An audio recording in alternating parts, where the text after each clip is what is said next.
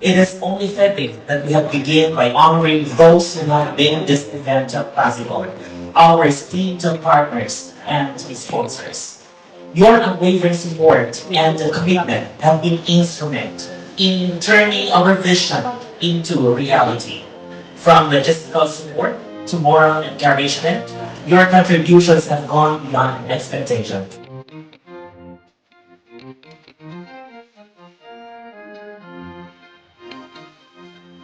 Let me give the opportunity to acknowledge all of our partners right here today. And like again, thank you for your valuable contributions to our Pagbansa.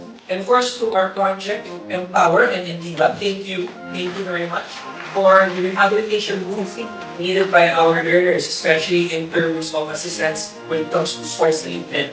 Again, it's very holistic. The approach to Pagbansa is very holistic, not just competitive, but also ensuring that they're well taken care of. So thank you very much to our friends from Empower and Indiva.